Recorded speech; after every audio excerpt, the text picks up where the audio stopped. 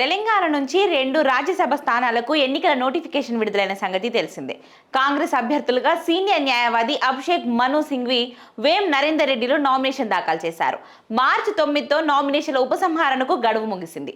అయితే ఈ నెల 16న పోలింగ్ జరగాల్సి ఉండగా వీరిద్దరు తప్ప మరెవరూ నామినేషన్ దాఖలు చేయలేదు. అసెంబ్లీలో సంఖ్యాబలం లేకపోవడంతో ప్రతిపక్ష బీఆర్ఎస్ పోటీకి దూరంగా ఉంది.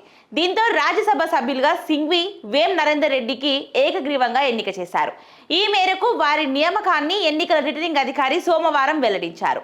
అసెంబ్లీ ఆవరణలోని రిటర్నింగ్ అధికారి కార్యాలయానికి వెళ్లిన వేం నరేందర్ రెడ్డి రాజ్యసభ సభ్యుడిగా ఎన్నికైన ధృవపత్రాన్ని తీసుకున్నారు.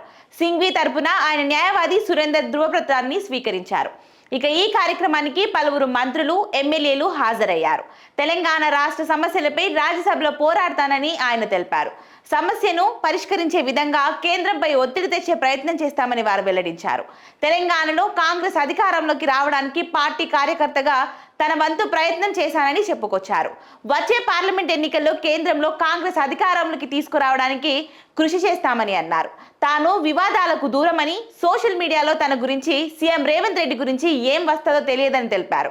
అయినా తాము మంచి స్నేహితులని తెలుపుకొచ్చారు.